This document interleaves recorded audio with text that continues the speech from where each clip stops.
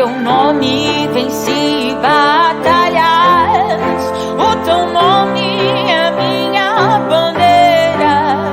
Mas quando Saul enlouqueceu, por amor de ti eu fugi.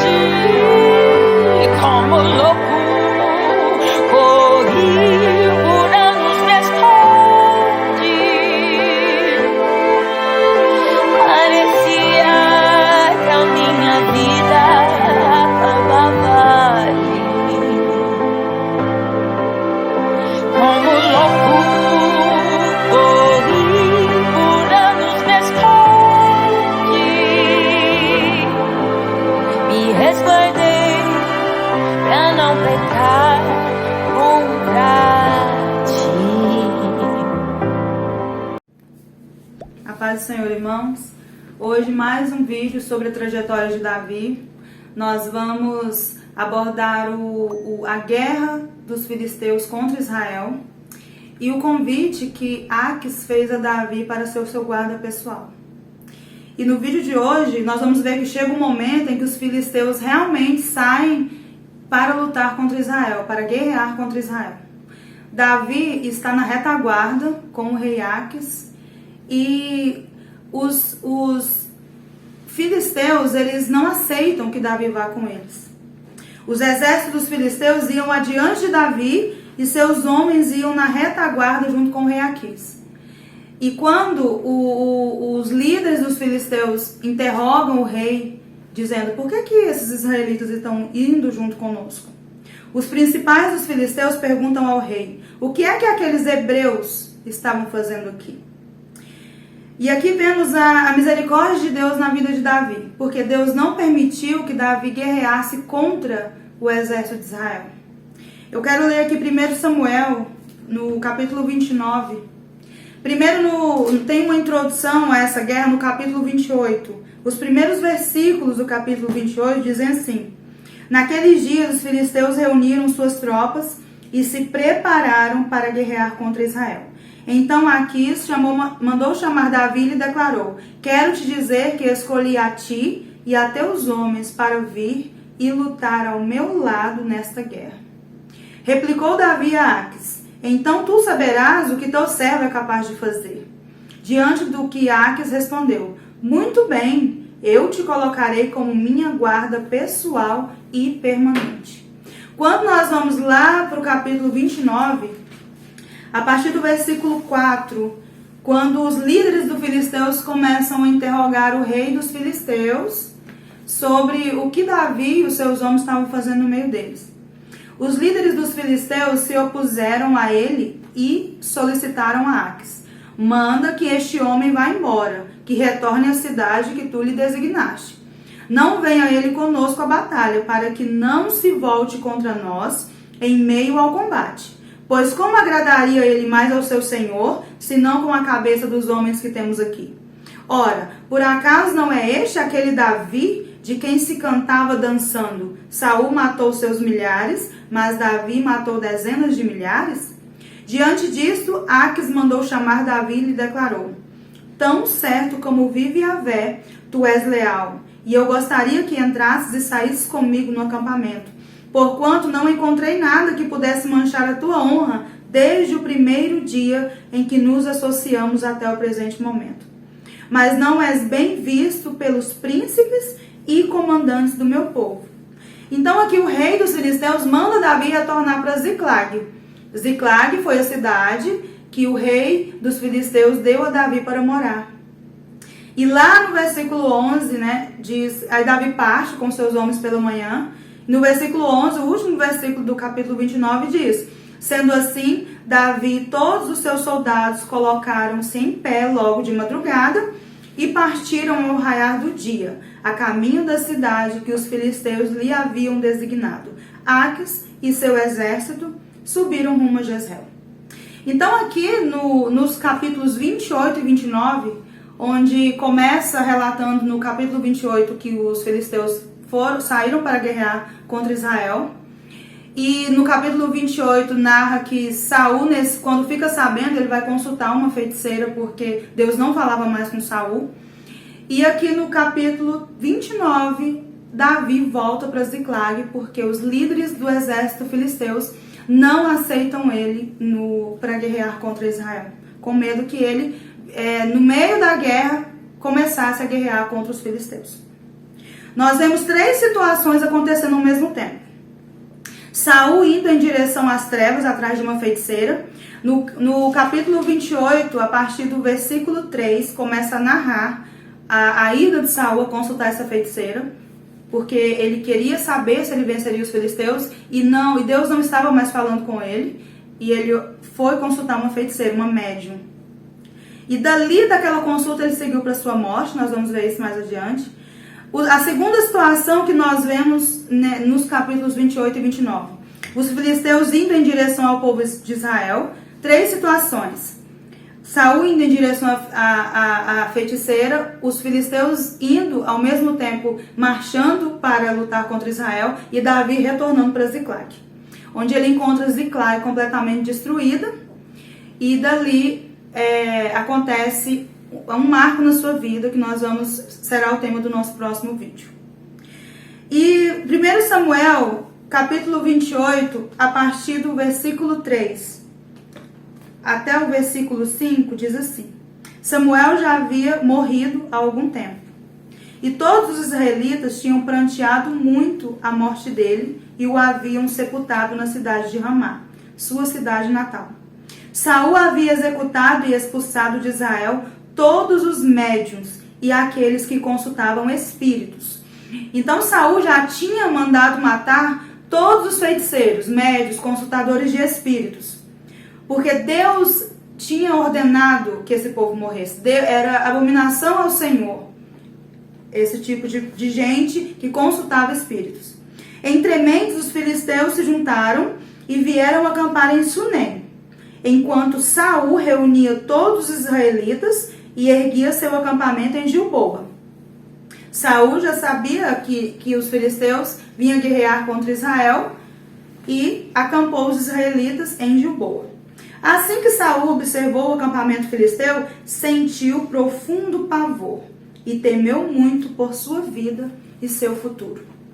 Saul, ele sentiu pavor, e nesse pavor, ele com medo, a única solução que ele viu, depois de ter tentado falar com o Senhor e o Senhor não o respondeu, consultar uma feiticeira. Então o que nós vemos aqui, o quadro é este: os filisteus estão em campo, Samuel já havia morrido, e Saul tem medo e quer consultar a Deus neste momento sobre o que fazer. Nos versículos 6 e 7 diz assim: buscou depressa consultar o Senhor. Então Saul, quando ele teve medo, ele olhou o exército dos filisteus e teve medo.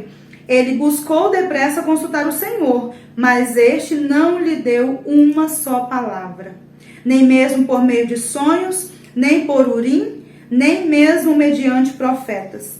Desesperado, Saul ordenou aos seus serviçais: procurai uma mulher que seja médium, a fim de que eu lhe fale da minha aflição e a consulte. E prontamente os servos lhe informaram: há uma necromante em Endor. E Saul foi consultar essa mulher. O próprio Deus deixa claro no Antigo Testamento que seu coração era contra os adivinhos. O próprio Deus manda matar adivinhos e feiticeiros, que eles deveriam morrer. Saul havia matado adivinhos e encantadores, então não deveria ter nenhum adivinho, nenhum encantador, nenhum feiticeiro na região. Mas agora, como Deus não respondia e ele se via em apuros, agora ele decide ir atrás de uma feiticeira. E nós devemos nos lembrar do que Cristo nos disse. Cristo nos diz sobre a luz, que nós não podemos deixar que a luz que há em nós vire trevas. Nós devemos nos lembrar do ensinamento de Cristo, que devemos vigiar para que a luz que há em nós se torne em trevas. Devemos estar em constante vigilância, porque se deixarmos a luz em nós virar trevas, as piores trevas são daqueles que antes eram luz. Isso Jesus diz em Mateus 6:23. Jesus diz: se a luz que há em ti se tornar em trevas, quão grandes trevas serão. E Saul caminha para o abismo. Saul vai caminhando, descendo cada vez mais. Os versículos 8 em diante diz assim: como Saul arquitetou a situação para ir de encontro à feiticeira. Então Saul se disfarçou, vestindo roupas diferentes. E ao cair da noite foi com 2 dos seus servos falar com a tal vidente.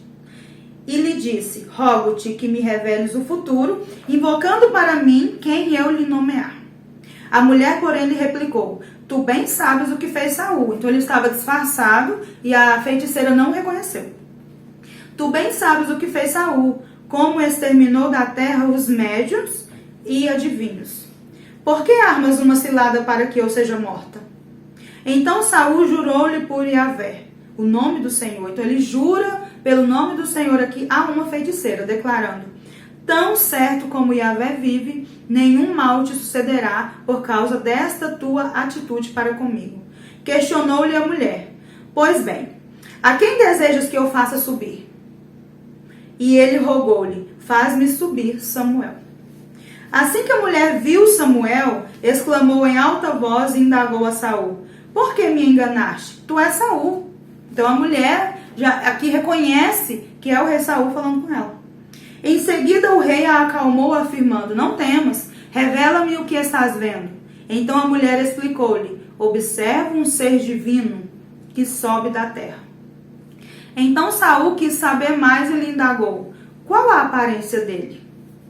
Ao que a mulher prontamente replicou: é como um homem idoso, vestindo um manto e está subindo. Então Saul deduziu que era Samuel. Ajoelhou-se e prostrou-se com o rosto no chão. Samuel disse a Saul: por que me perturbaste, fazendo-me subir? Saul explicou-lhe: estou profundamente angustiado, porquanto os filisteus pelejam contra mim, e Deus se afastou da minha pessoa e não me responde mais, nem por meio dos profetas, nem por sonhos. Por esse motivo te chamei, para que me orientes no que devo fazer. Então Samuel disse: por que me indagas sobre isso, se o Senhor se afastou de ti e se tornou teu inimigo? O Senhor te fez como havia revelado por meu intermédio, pois o Senhor rasgou o reino o reino da tua mão e o entregou a Davi, o teu próximo. O Senhor te fez isso hoje, pois não obedecestes a sua palavra e não executastes as suas ordens de juízo e grande ira sobre os amalequitas.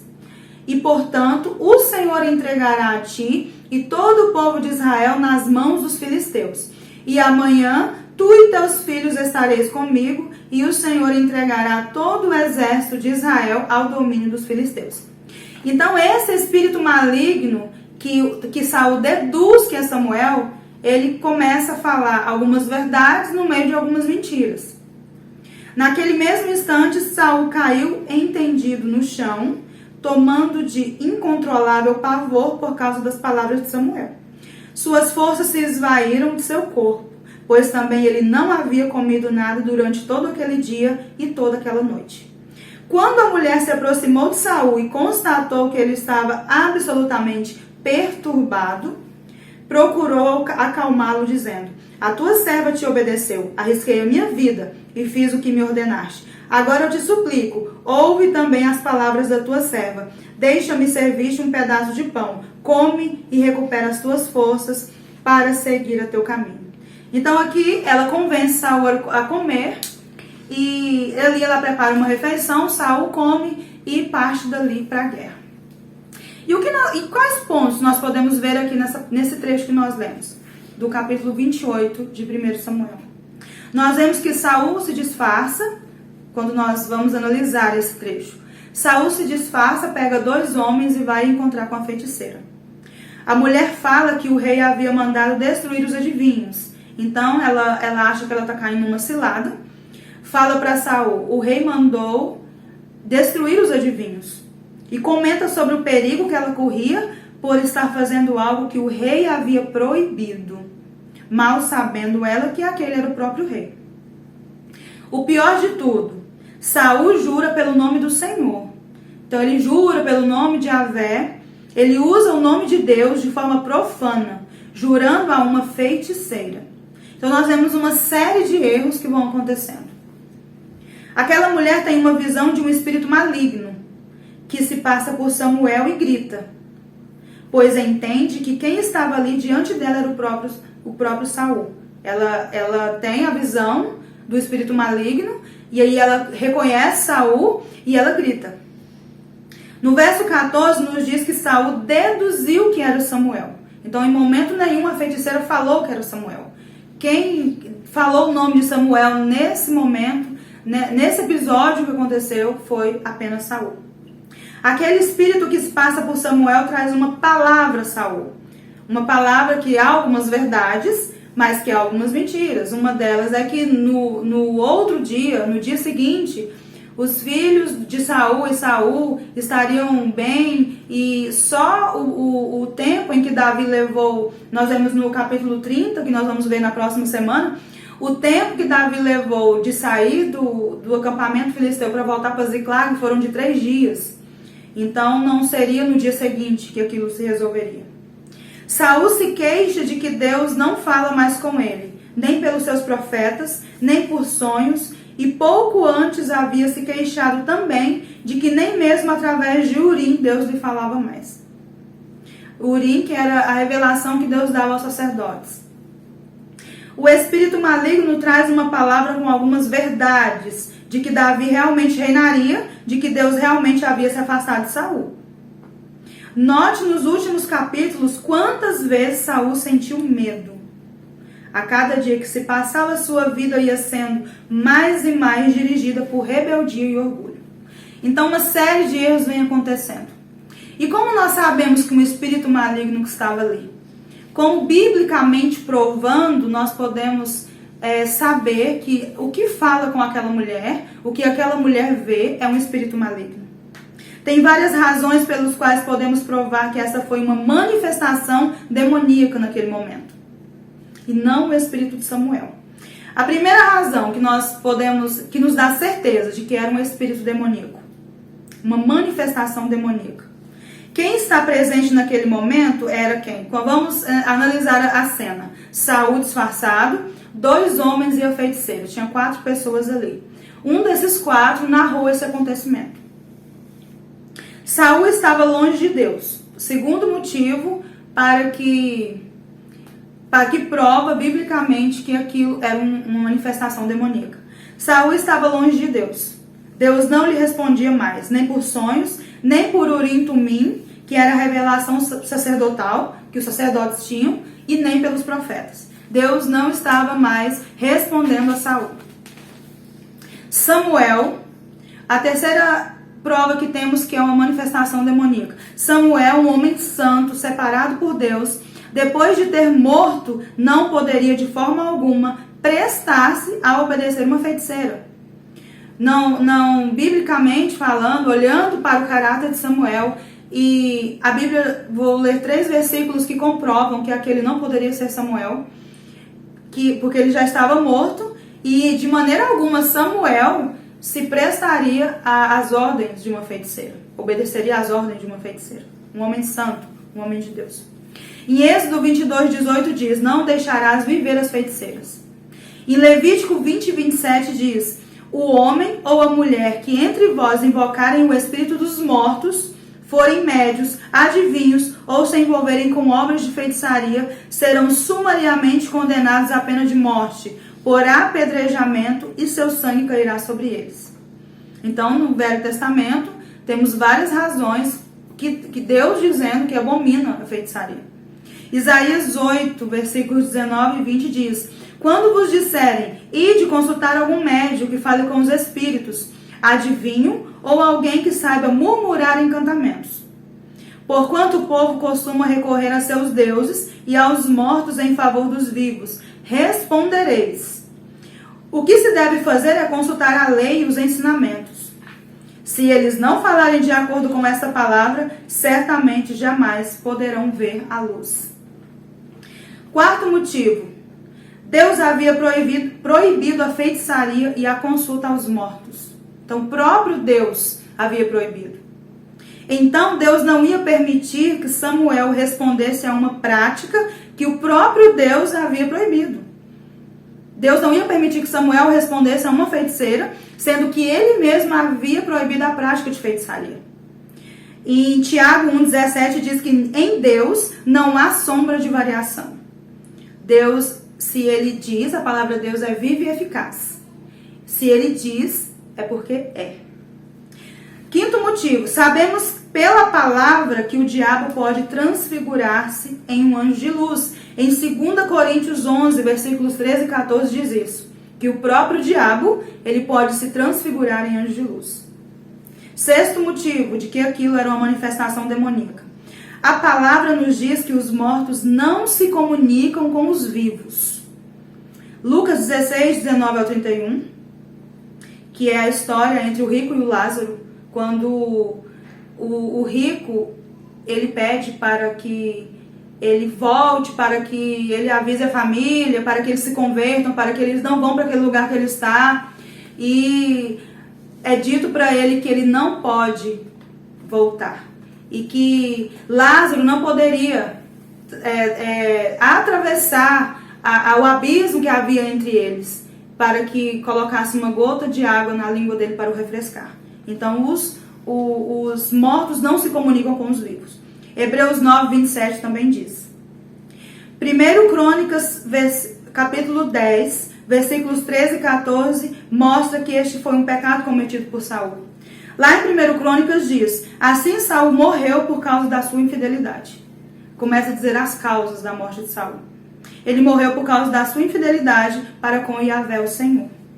Porquanto não havia obedecido à palavra de Yahvé, e além disso, procurou uma médium, tentando consultar os mortos. Tudo isso em vez de buscar o Senhor. Por isso o Senhor o entregou à morte e transferiu o reino a Davi, filho de Jessé. Então haveria salvação para Saul se ele tivesse se arrependido, se rendido, se humilhado. Haveria salvação para Saul se ele não tivesse se entregado ao orgulho, se ele não se tivesse se entregado à rebeldia. E ele se entregou a um final trágico. Naquela guerra ele foi morto. Se nós nos arrependermos e nos voltarmos para o Senhor, ele muda a nossa história. Quando nós deixamos o orgulho, deixamos a rebeldia e nos arrependermos e rasgarmos o nosso coração diante de Deus, até dizendo os pensamentos ruins que o diabo tenta colocar no nosso coração, nos arrependendo desses pensamentos ruins, Deus muda a nossa história.